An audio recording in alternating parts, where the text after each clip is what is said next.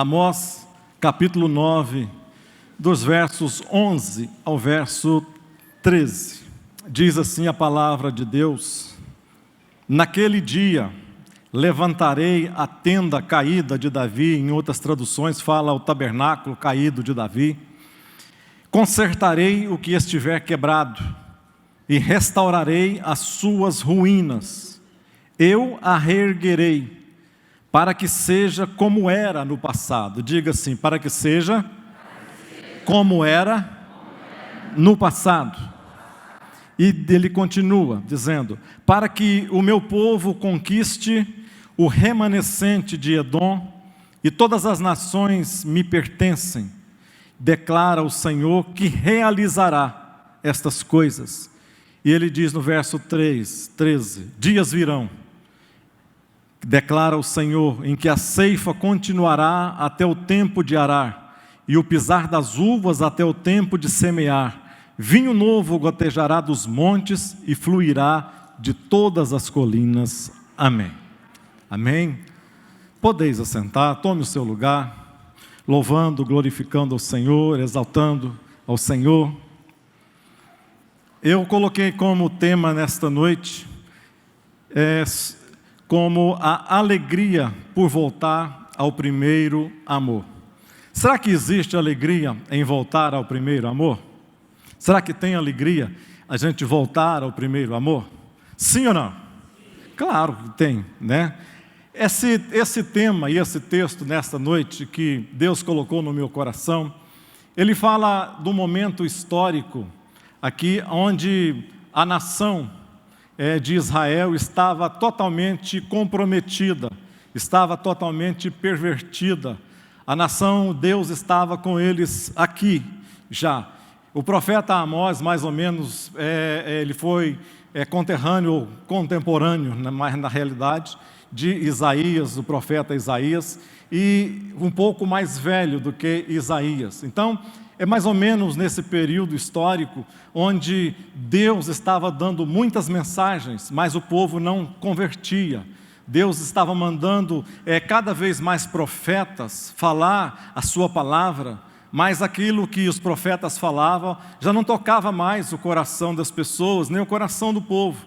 Eles continuavam a fazer as mesmas coisas, eles continuavam a executar os mesmos procedimentos, ou seja, eles não tinham transformação, não tinham mudança. Deus me colocou nesta noite aqui para olhar e para ter um olhar, para enxergar uma maneira, talvez de também trazer algo nesta noite, para que a gente possa pensar e repensar como que está a nossa vida espiritual, como nós estamos com Deus. Será que Deus está falando de alguma maneira conosco, com a igreja? Será que a igreja, de uma maneira, se Israel era um povo de Deus, e Deus falava e eles não ouviam, o povo de Deus hoje na face da terra não é mais Israel. O povo de Deus na face da terra é a igreja que foi lavada e remida pelo sangue de Jesus Cristo. Amém, amados? Mas Deus está sempre mandando, sempre direcionando, sempre falando, mas parece que as pessoas, parece que de uma maneira geral, o povo não se converte totalmente o seu coração. Ele está falando aqui, eu fiz questão de ressaltar algumas coisas aqui. Quando Amós, ele diz, eu vou ler de novo para você segurar aí no seu coração. Diz assim: naquele dia levantarei o tabernáculo ou a tenda caída de Davi, consertarei o que estiver quebrado e restaurarei as suas ruínas, eu a reerguerei para que seja como era no passado. O que está dizendo aqui? Isso aqui é, quase 300 anos depois de Davi. Ele está dizendo aqui que ele vai restaurar a tenda de Davi novamente, para que ela possa ficar como era no passado. Por que ele está falando exatamente restaurar o tabernáculo de Davi? Por que ele não fala em restaurar o tabernáculo de Moisés, que foi o primeiro? Por que Ele não falou em restaurar o templo construído, belíssimo templo construído por Salomão? Por que Ele não falou talvez em restaurar o templo que foi reconstruído por Zorobabel, depois da Babilônia? Por que Ele não falou em restaurar o templo lá de Herodes, no tempo de Jesus, em fazer estas coisas? Não. Por que a profecia vem exatamente dizendo em restaurar o templo, o tabernáculo de Davi? E nós vamos comentar um pouco sobre isso. Eu creio que é que Deus tinha saudade. Eu creio que Deus olhava para aquele lugar e para aquele templo e olhava para o povo. Deus via e sentia que no coração do povo, naquela época, naquele tempo, eles tinham uma alegria diferenciada. Isso enche às vezes o nosso coração, quando a gente vai e traz algumas lembranças em nosso coração. Há alguns anos atrás, eu sou da cidade, o Principado de Goiatuba. Principado de Goiatuba. Eu sou dali. Muitos anos eu fiquei sem ir ali. Fui quando a minha avó morreu. E quando eu entrei naquela cidade, quando eu nasci naquele local, vivi toda a minha infância e vivi a minha adolescência até os 16 anos ali naquela cidade, 15, 16 anos. Mas quando eu entrei naquela cidade, me deparei novamente depois, de 15 anos que eu não voltava, 20 anos que eu não voltava na cidade. As coisas começaram a me vir tudo na memória novamente. Quando eu cheguei na entrada da cidade, desci uma baixada longa que tem, depois da ABB ali, e na entrada da cidade hoje não existe mais, mas tem um antigo clube que existia ali. Tinha um clube, era uma piscina enorme, mais ou menos de uns 150 metros de comprimento, para uns 80 ou 100 metros de largura. Aquilo lá era a alegria das crianças da minha época, de 10 anos, 11 anos, 12 anos de idade. Nós íamos para lá de manhã, só saíamos de lá à tarde. Nadava todo o dia inteiro nadando naquela piscina maravilhosa, piscina que não tinha o chão, o fundo dela era lodo. Se você fosse correndo assim, pulasse na parte mais rasa, você ficava parado lá, você ficava preso pela quantidade de lama que tinha no fundo daquela piscina. Mas tinha os lugares que eram mais fundos, 3 metros, 4 metros. Nós subimos em uma rampa que eles fizeram assim, de mais ou menos uns 3 metros de altura, uma espécie de plataforma, e nós, molecada, víamos correndo naquele lugar e pulávamos lá de cima. Aquilo era uma alegria muito grande.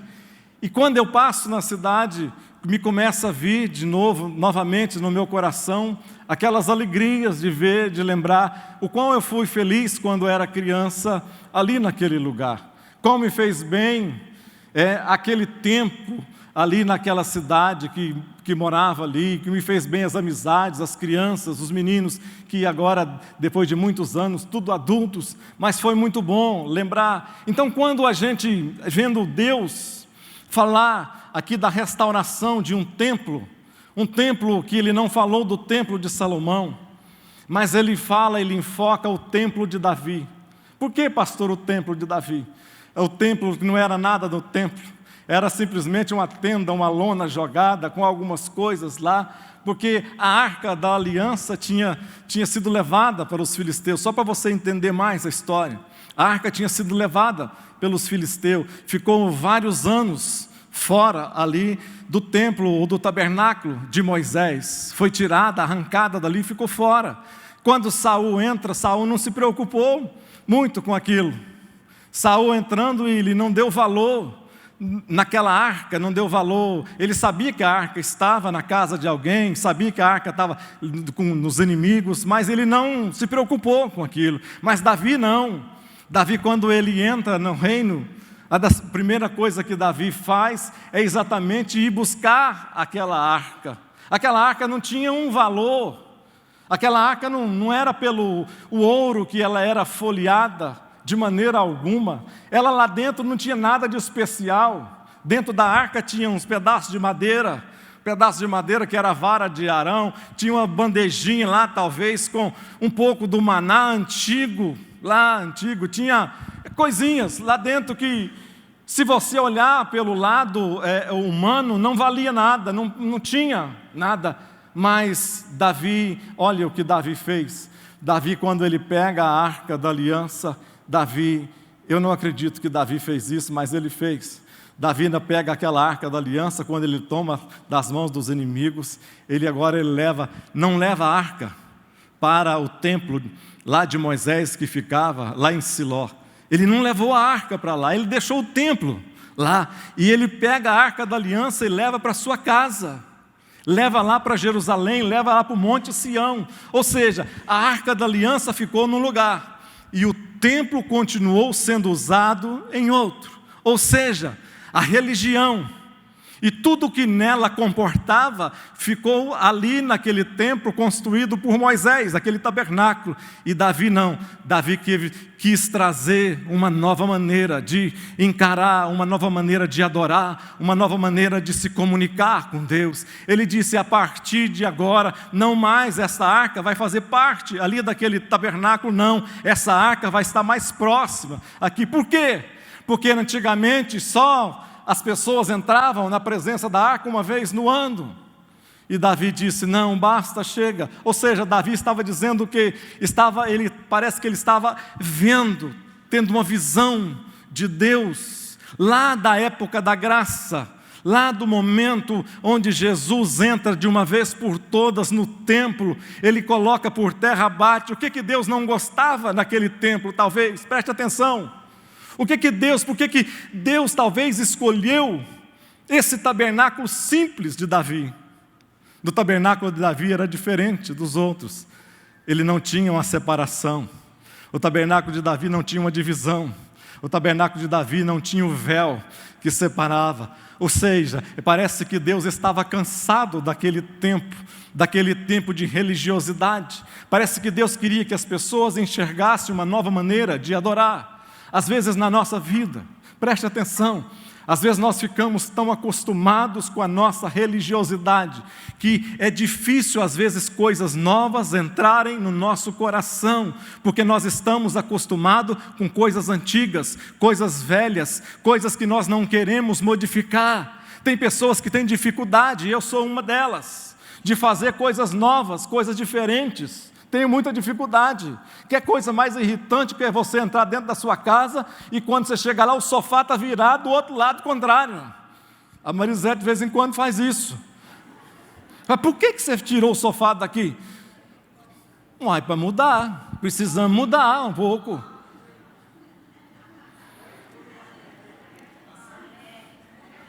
O meu guarda-roupa lá do meu lado não mexe, não fala nem para a empregada não mexer. Se ela tiver que limpar, limpa do seu lado aqui, desse armário seu, larga o meu lado aqui quieto. Os papeizinhos pequenininhos estão aqui, estão arrumadinhos, os cartões, os negócios, está tudo aqui, eu sei onde está. Eu tenho uma dificuldade muito grande de coisas novas, de receber coisas novas. A Bíblia diz que calça velha ou calça nova não suporta remendo velho. Odres novos ou odres velhos não suporta vinho novo. Na nossa vida nós temos essa dificuldade. Quando chega o novo, nós temos dificuldade. E Davi, quando ele quis, ali naquele tabernáculo, ele antevendo a graça de Deus, ele coloca todas as coisas. Aquilo que era o sacerdote para entrar uma vez ao ano, não, ele tirou. Era como se Deus que falasse assim para as pessoas: eu estou cansado, vivendo como um prisioneiro dentro de um pequeno ambiente. É como um prisioneiro preso num ambiente pequeno. Agora, quando Jesus, ali na cruz do Calvário, dá a sua própria vida, é como se o próprio Deus fosse lá naquele lugar, arrancasse e rasgasse aquele véu com as suas próprias mãos e dissesse: a partir de agora não vai ter mais essa separação, agora nós estamos frente a frente, corpo a corpo. Foi isso que Deus fez para a minha vida e fez para a sua vida também. Ele abriu uma nova perspectiva. Ele abriu que nós não precisamos de ser religiosos para nós termos acesso a Deus. Nós não precisamos ter cara de gente religiosa. Nós não precisamos ter andado, nós não precisamos vestir com pessoas religiosas. Basta nós termos um coração que saiba amar verdadeiramente a Deus como Davi amou. Amém? Aquela rude tenda ali naquele lugar, a única diferença que fazia e que cercava aquilo ali era a presença de Deus naquele lugar, onde os adoradores ficavam 24 horas por dia. Davi separou 4.000 homens para que ficassem adorando 24 horas por dia. Não era mais só o sacerdote, o sumo sacerdote, que ficava na presença da arca. Agora era qualquer pessoa que podia ter acesso. Isso lá no Antigo Testamento. Lá naquele momento histórico terrível, tenebroso. Agora Davi separa aqueles 4.000 homens e designa as famílias, não uma pessoa, mas ele designa as famílias. E as famílias ficavam 24 horas por dia, divididas em grupo, 7 dias por semana, 365 dias no ano, durante mais ou menos 40 anos. Preste atenção numa coisa. Enquanto aquele povo recebeu, e enquanto aquele povo se submeteu a esse tipo de adoração, a nação de Israel foi o povo mais próspero que teve na terra, naquele local. A nação de Israel naquele tempo foi o único momento da história onde as 12 tribos estiveram juntas, congregadas e dirigidas por uma mesma pessoa. Isso me lembra uma coisa: nós só conseguiremos ficar de pé. Nós só conseguiremos ficar de pé se a nossa vida de adoração diante do Senhor estivermos com os nossos joelhos dobrados e clamando ao Senhor. Davi, quando ele trouxe de volta a arca da aliança a Jerusalém, ele não estava interessado no valor material daquela arca. Davi lembrava que a arca, de quando Deus recebia, quando Deus aceitava os sacrifícios, as oferendas, Deus aceitava o quebrantamento do povo, o pedido de perdão pela nação. Essa própria arca, cercada ali por 2 querubins, a tampa dela, aquele propiciatório, a tampa da arca, ela tinha 2 querubins, um com as asas voltado para o outro, e ambos com os olhos abaixados, com o rosto abaixado ali para aquela tampa. O que significava isso?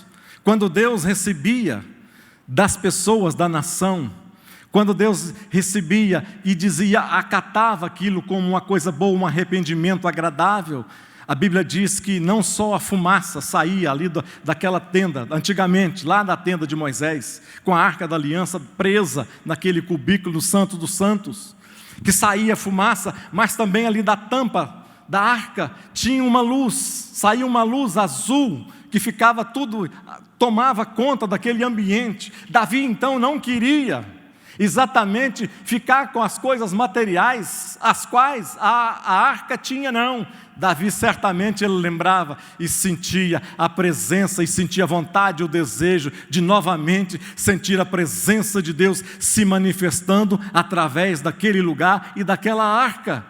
Quantos de nós, a chama no seu coração, aquela lá era uma chama azul, da presença de Deus.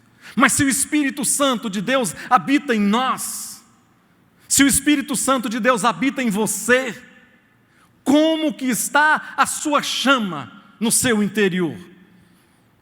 Como que você está quando você pensa em Deus? Como você se sente quando você dobra os seus joelhos e começa a orar a Deus? Cai lágrimas dos seus olhos. Você começa a pedir perdão para Deus dos seus pecados. Você sente a presença de Deus e começa a se ver como pó, como nada. Como que você se sente? Você começa a chorar de alegria sem ter motivo. Você começa a ter uma alegria espontânea que as pessoas às vezes não compreendem, não entendem. Aquelas pessoas naquele antigo lá, templo, que Davi arrumou aquela pequena tenda, agora eles dançavam, pulavam, cantavam 24 horas por dia. Isso não podia ser feito. Muitas pessoas somente mudaram de religião. Você era católico, agora você é evangélico. Você era espírita, agora você é evangélico. Você era um bandista, agora você é evangélico. Mas o seu coração às vezes continua da mesma maneira. A sua busca quando você era um bandista, você buscava um Deus. A sua busca quando você era católico, você buscava um Deus. Mas agora você se tornou um evangélico, um crente em Jesus Cristo. Como que o seu coração age e reage quando você busca a Deus? Eu te pergunto, baseado nisso, qual que é a nossa busca mais incessante que nós temos? A presença de Deus? Ou os presentes de Deus? O que você tem buscado mais? Quando você dobra seu joelho? A presença ou os presentes? Quem tem a presença pode ter os presentes, mas quem tem os presentes nem sempre tem a presença. Temos pessoas às vezes do nosso lado, você está cheio às vezes do poder de Deus, e tem pessoas doidas para o culto acabar, pessoas que estão chorando e outras com raiva de alguma coisa fora. Pessoas que estão aqui se deliciando e dizendo, olha, esse culto não deveria acabar. Outras estão pensando, amanhã eu tenho que fazer tanta coisa e esse culto parece que não acaba. O que nós estamos buscando quando dobramos o nosso joelho? A presença ou os presentes? Nós estamos sendo contaminados pela busca dos presentes de Deus. Nós estamos sendo contaminados como as multidões que caminhavam com Jesus. As multidões caminhavam com Jesus, não era porque Jesus ia salvar suas vidas, não era porque Jesus ia restaurar sua alma, não era porque Jesus ia arrancar a sua vida lá da perdição, não. As pessoas andavam com Jesus porque Jesus curava suas enfermidades, porque Jesus dava pão para elas, porque Jesus resolvia os seus problemas, porque Jesus estava resolvendo os seus problemas momentâneos.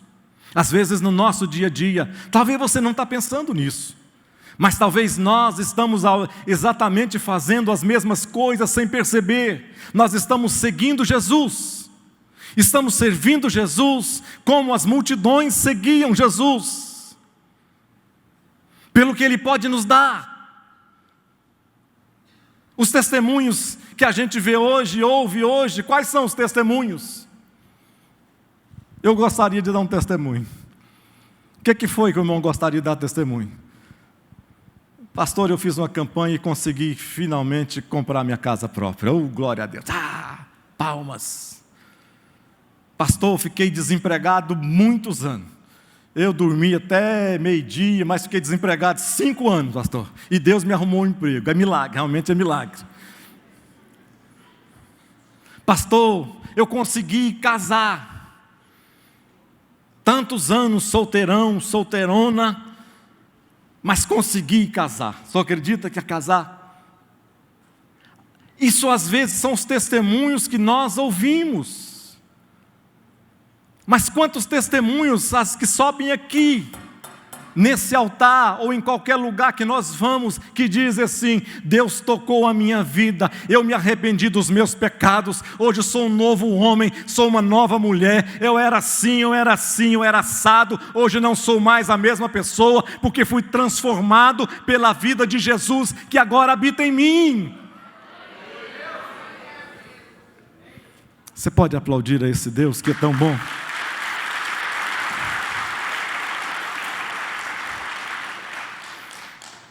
Tem uma sobre Tomás de Aquino.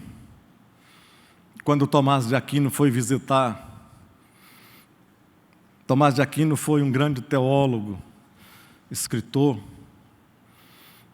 um homem que lutou por algumas coisas importantes, tipo, ele foi um da escola escolástica, ou seja, onde que traduzia, onde fazia uma junção, uma espécie de sincretismo entre a razão e a fé. Então, esse homem teve um papel importante na história também. Esse Tomás de Aquino conta essa história que um dia ele, com muita aceitação em Roma, ele foi visitar o Papa Inocêncio II. E quando ele chega ali em Roma, na visita ao Papa, coincidentemente, ele encontra o Papa numa área reservada aos tesouros que tinha o Vaticano. E o Papa pediu que ele entrasse ali naquele local, e eles começaram a conversar. E naquelas conversas o Papa disse para Tomás de Aquino, e citou aquela passagem de Atos 3, onde Pedro e João, na porta do templo de Formosa, e o mendigo, o aleijado, pede para eles um dinheiro, e eles dizem, olha, eu não tenho prata, não tenho ouro, mas o que eu tenho eu te dou, levanta e anda. Então eles conversando sobre essa passagem ali, o Papa Inocêncio disse assim para Tomás de Aquino, irmão Tomás, infelizmente agora nós não podemos mais dizer como os nossos irmãos Pedro e João, porque olha aqui toda a estrutura, tudo que nós temos aqui agora, nós não podemos falar mais que nós não temos prata e nem ouro. E ele disse, Tomás de Aquino disse, é verdade, nós não podemos falar isso, e também nós não podemos falar como Pedro e João mais, levanta e anda. Por quê? Porque nós perdemos essa chama no nosso coração. Porque nós nos tornamos esses religiosos que querem passar um final de semana, quer passar um dia nas igrejas, nós nos acostumamos. Isso faz bem, nos traz amizade, nos traz pessoas junto, nos traz compartilhamento. Isso é bom. Isso faz parte da vida cristã. Mas isso não é tudo, enquanto eu não me preocupar com a minha alma. Igual aquela passagem que Jesus disse que o homem tinha tudo, olhou para um lado, tinha todas as coisas, olhou para o outro, tinha fartura em abundância. Ele disse para a sua alma, alma, come, bebe, regozija. E Deus disse para ele, louco, esta noite pedirão a tua alma, e o que tens preparado, para quem será? Você já pensou nisso? Você já pensou que nós estamos aqui nesta terra? Não é para nós nos prepararmos tesouros?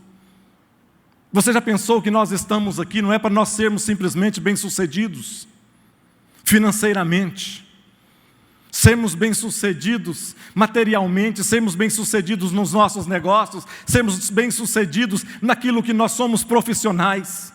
Nós não estamos, apesar disso fazer parte, mas isso não pode encher o meu coração e fazer toda a minha alma, todo o meu ser, abraçar isso com o maior desejo, a maior volúpia que eu tenho no meu coração, porque um dia, se eu morrer hoje, se você morrer hoje, o que você tem feito, o que vai ser?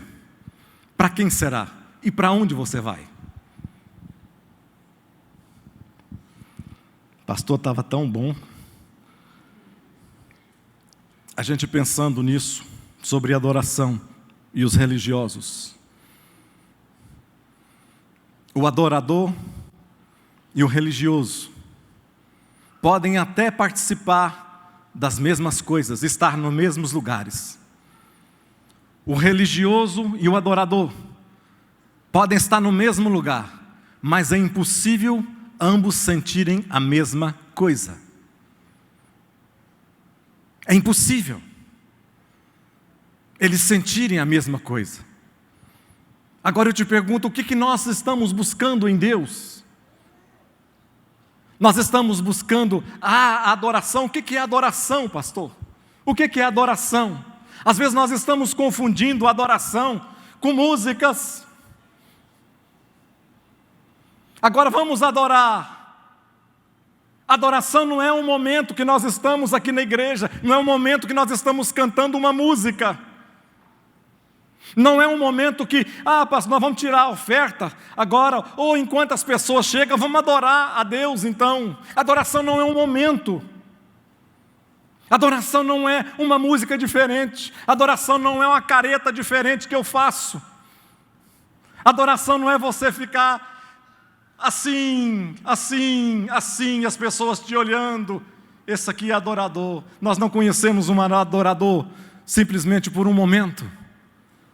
Nós conhecemos um adorador por aquilo que ele não faz na presença das pessoas.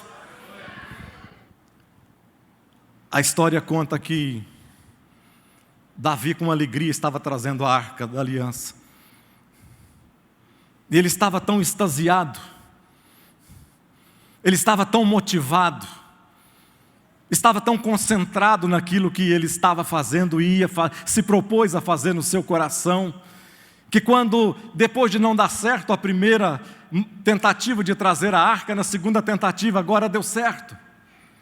Ele está tão extasiado que ele entra na cidade de Jerusalém, preste atenção, ele entra na cidade de Jerusalém e ele arranca a sua roupa de rei, ele tira ali toda aquela indumentária que ele tinha de um rei, e fica ali, sei lá, de camiseta, de short, de roupa de baixo. Mas a Bíblia diz que Davi pulava, cantava, Davi saltava, Davi corria de um lado para o outro, Davi ia no meio das pessoas comuns. Davi sentia uma alegria que ele não estava sentindo, porque ele estava sentindo algo diferente, que as pessoas às vezes não estavam entendendo. Aí a Bíblia diz que lá do alto do palácio, quando ele passa na porta do palácio, lá da janela, a Bíblia diz que a sua esposa, Mical, ela no seu coração, ela colocou Davi como se fosse um ninguém, um verme, alguém que não era nada. A Bíblia diz que ela colocou no seu coração, e quando Davi entra, ela da janela, ela vê aquilo tudo. Ela está vendo a festa e não entra na festa. Ela está vendo a alegria e não entra na alegria. Ela está vendo o mover do povo juntamente com Davi e não entra no mover do povo. Mas ela fica da janela observando que um homem de Deus estava alegre, estava cheio da presença de Deus na sua vida. Ao invés de ela se alegrar também, ela começa a criticar Davi. Ao invés dela entrar e começar a descer na lama, sujar de suor, entrar com roupa suja, mas na presença de Deus, não, ela começa a criticar Davi. Às vezes nós fazemos exatamente isso. Nós fixamos o olhar da nossa janela, dos nossos palácios, feitos às vezes na nossa mente, criados na nossa mente, palácios que nós não damos conta, às vezes, de cuidar, de zelar, mas de lá nós podemos apontar o dedo para as pessoas, dizer: esse aqui não é de Deus, esse aqui é de Deus, esse aqui não está fazendo a coisa certa, esse aqui está fazendo a coisa certa, eu não quero esse tipo de coisa. O que Mical fez, às vezes muitos de nós ainda estamos fazendo, estamos simplesmente apontando os dedos para as pessoas e dizendo: esta pessoa não é um adorador. Adorador não é isso que eu estava dizendo, aquela pessoa que tem uma bonita caricatura, que está dizendo não. A palavra adorador, no seu sentido mais literal que tem, é a palavra grega chamada proskinel, como diz o pastor que pregou hoje de manhã, pastor Reginaldo. Ele disse: olha, de grego eu não entendo muito bem não, mas de hebraico eu não entendo nada, coisa nenhuma. Então, essa palavra proskineu é uma palavra para adoração. Adoração nada mais é do que o ato de se prostrar-se diante de um Deus, de uma autoridade divina. Um ato de você fazer reverência e se colocar no nível, no solo, quando alguém está acima de você. Adoração é quando você diz que esse Deus tem a soberania sobre a sua vida e você está ali com seus joelhos no pó, lá embaixo, dizendo... Você já viu uma briga de leões, por exemplo, que eu gosto de ver muito?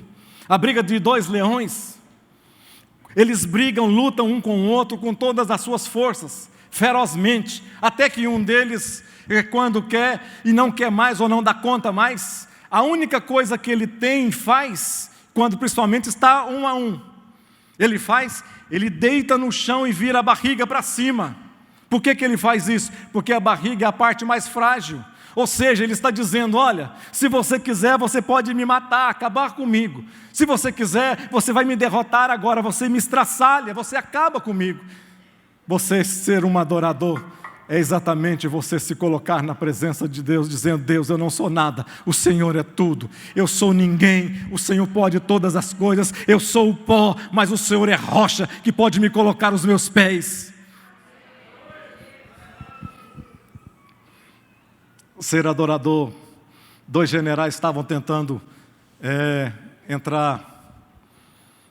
fazer as pazes, e quando eles chegam um diante do outro, o outro estende a mão para o general, para o outro general, e aquele segundo general olha para ele, nós não podemos fazer as pazes.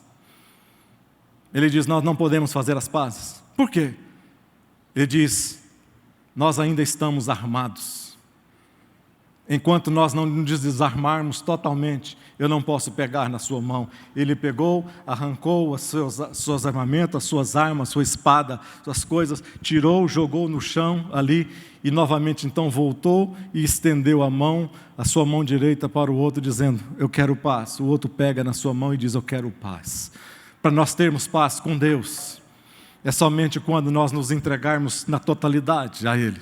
É só quando nós desarmarmos na sua totalidade, é só quando nós nos entregarmos de corpo, alma e espírito, dizendo, Deus, eu sou pecador, eu não sou nada, mas o Senhor pode mudar a minha vida, pode transformar a minha história, pode fazer de mim um novo homem, uma nova mulher. Eu prometo hoje, amanhã eu estou pecando, prometo novamente, peco de novo, mas Deus pode entrar na nossa vida e mudar a nossa história, pode mudar a minha vida, pode mudar a sua vida. A adoração é mais do que isso. A adoração é como se fosse uma semente que o homem busca. Jesus chega a comparar isso com o reino de Deus. Ele diz, o reino de Deus é semelhante a um homem que passando por umas terras, passando por uma fazenda, ele vê um tesouro, não era dele, mas alegremente, preste atenção, alegremente, ele vai, vende tudo o que tem e volta e compra aquele tesouro. O que Jesus está dizendo aqui para nós? 2 coisas importantes. Se você quer o reino de Deus na sua vida, se você quer que o reino de Deus faça parte da sua vida, da sua alma, Ele está dizendo ali com aquele homem, primeiramente, que ele fez, primeira coisa que ele fez, ele alegremente, ou seja, para nós entrarmos no reino de Deus, nós precisamos da alegria, porque o reino de Deus traz essa alegria, traz paz, traz gozo, traz alegria, traz a nossa alma, fica uma alma leve, não fica uma alma triste, não fica embrutecido, não. E a segunda coisa que ele faz é o quê? Ele fala que vende todas as coisas, vende tudo e vai lá e compra. Qual o valor que nós estamos dando no reino de Deus?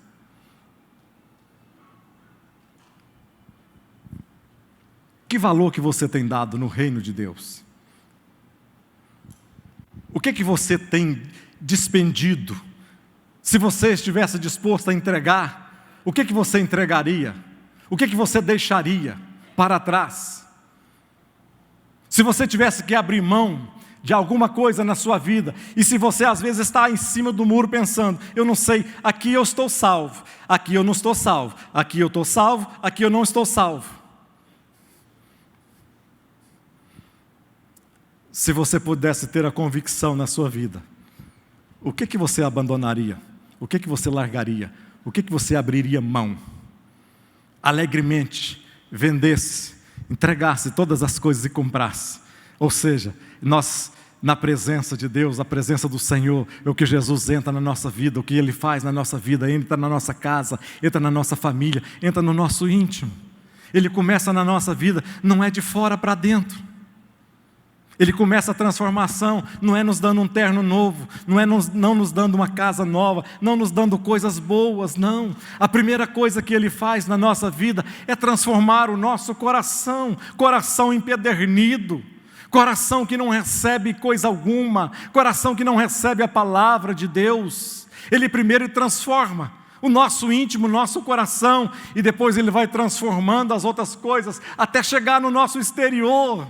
E quando Ele chega no nosso exterior, você vai ter um sorriso que as pessoas vão desconhecer na sua vida, porque não é um sorriso nascido daquilo que você ganhou, é um sorriso nascido daquilo que Deus te deu e te entregou. Amém.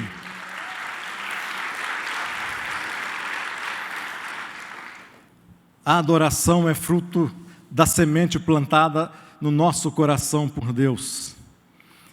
A Bíblia diz que lá em Gênesis 1, 26 e 27, Deus planta uma semente no coração do homem. A Bíblia diz assim: façamos o homem à nossa imagem e semelhança. Ou seja, nós temos essa semente de Deus. Isso foi feito por Deus antes que o diabo fizesse a sua semente maligna. Ou seja, Deus já tinha colocado em nós esta semente. E essa semente não pode ser tirada por nada. Essa semente não pode ser tirada pelo diabo. Essa semente não pode ser tirada pelo desemprego. Essa semente não pode ser tirada pelos problemas materiais. Essa semente não pode ser tirada por problemas emocionais, de maneira alguma. A semente que Deus colocou na nossa vida, essa semente não pode ser tirada nunca. Ela está adormecida. Às vezes está adormecida. Sabe, às vezes nós não deixamos de amar a Deus, mas nós já não temos mais aquele primeiro amor com Deus. Você lembra quando pastor Roberto, você lembra? Seu primeiro amor pela pastora Teresa? A Bíblia fala que no céu não entra algumas coisas lá.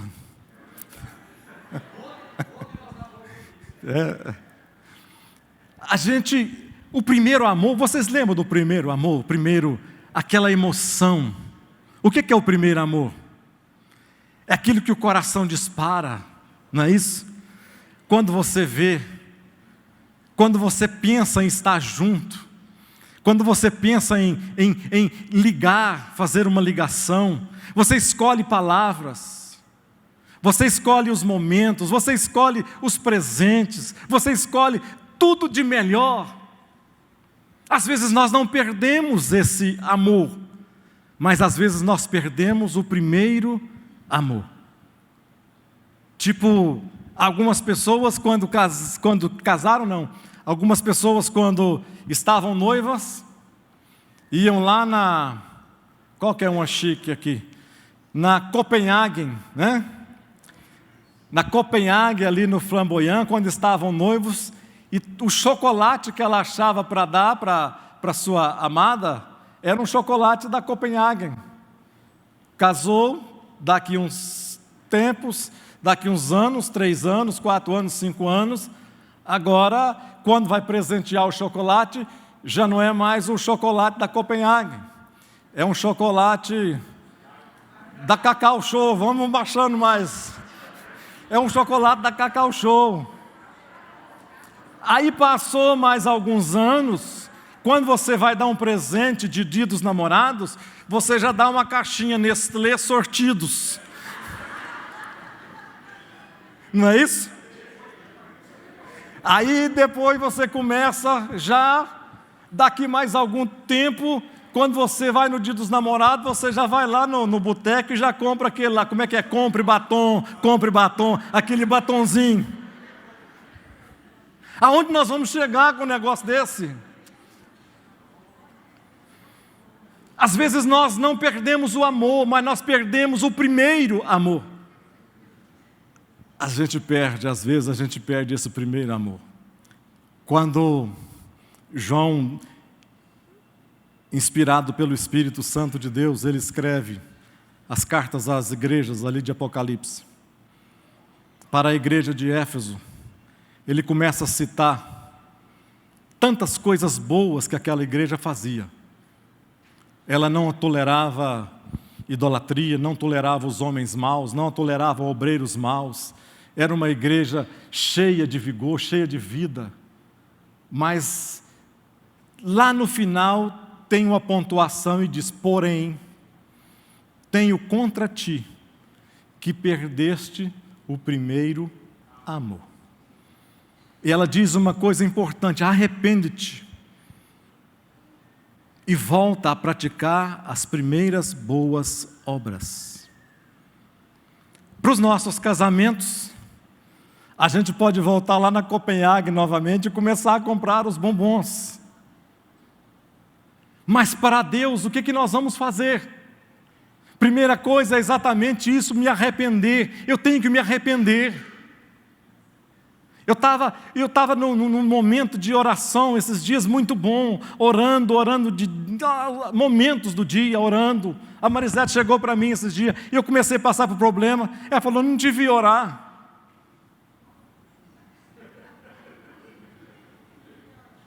Você é o referencial de oração, ela dizendo para mim. E eu comecei a pensar: o que eu estou fazendo?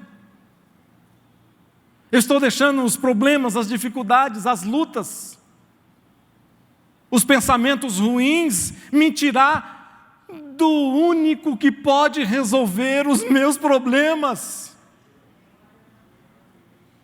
Voltei novamente a praticar as primeiras obras. Vamos nos colocar de pé. Eu coloquei algo interessante. Se a nossa adoração fosse considerada um banquete, se fosse um banquete, o que saciaria a sua fome? Se a minha adoração, se a sua adoração fosse considerada um banquete, o que saciaria a sua fome?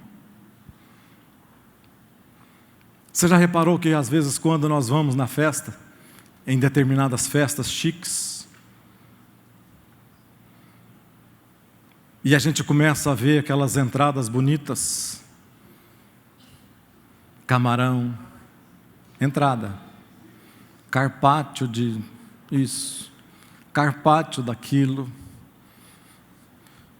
uns negocinhos francês pequenininho assim, bonito. E a gente vê aquelas mesas fartas de entradas, e a gente vai achando aquilo tão bonito, que nós vamos entusiasmando tanto que nós vamos comendo aquilo. Se alguém não nos falar: olha, ei, para, ainda não chegou o jantar, nós vamos nos contentar com as pequenas coisas das entradas, pensando que isso vai saciar a nossa vida e vai ser o melhor que nós já passamos. Às vezes, se o anjo de Deus não chegar para nós e dizer: ei, chega, para, você está se contentando com as entradas.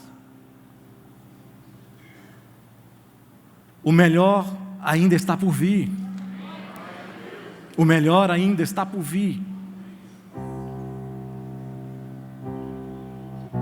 Se um bebezinho chegasse aqui, um filho de alguém, se estivesse aqui dentro, um bebê, estivesse morrendo de fome, a igreja lotada de gente, e ele estivesse com fome, ele começasse a chorar de fome, você que é pai, você que é mãe, você poderia dizer para ele: ei, não fala assim não grita não. Bebezinho de 1 ano, não grita não, você vai incomodar as pessoas, você está incomodando a igreja inteira. Não grita, só porque você está 2 dias sem mamar, a mamãe esqueceu, não grita. Nós podemos mandar esse bebezinho calar a boca o tempo que for, mas ele não vai calar a sua boca, porque ele ainda não foi saciado naquilo que ele necessita na sua vida. Por que nós nos calamos? Por que nós nos contentamos? Por que nós achamos que nós já estamos vivendo um momento especial com Deus? Por que nós estamos nos contentando com as entradas, sendo que o principal, o jantar, todo completo, ainda está por vir? Por que nós não podemos fazer diferença, retornando lá em Davi? Por que nós não podemos fazer algo de diferente e sentir aquele gozo de novamente na alma, sentir vontade novamente de voltar a praticar as primeiras coisas, sentir a presença de Deus, nos envolver, ser abraçado por Ele, ser contaminados pela presença do Senhor? Não cale a sua boca, não deixe o seu joelho se endurecer, que você não possa se ajoelhar, colocar o seu rosto no pó, buscar a Deus em excelência e dizer para Ele: Senhor, não é um momento que eu vou ser um adorador, mas eu quero transformar a minha vida, eu quero fazer da minha vida um estilo, eu quero ter o meu estilo de vida um adorador, não importa onde eu estiver. Não importa se eu estou passando por lutas, não importa se eu estou passando por dificuldades, não importa se eu estou vivendo o melhor momento da minha vida, não importa os momentos aos quais eu estou passando, uma coisa eu quero nunca perder a alegria da salvação na minha vida. Eu quero orar por você nesta noite. Se você acha que pode melhorar, se você acha que talvez você não está da maneira como você se sente na sua adoração, eu queria que você tivesse uma coragem e viesse aqui à frente. Eu gostaria de, no nome de Jesus, ministrar uma palavra de bênção sobre a sua vida, uma palavra que talvez possa mudar o seu viver. Venha aqui à frente.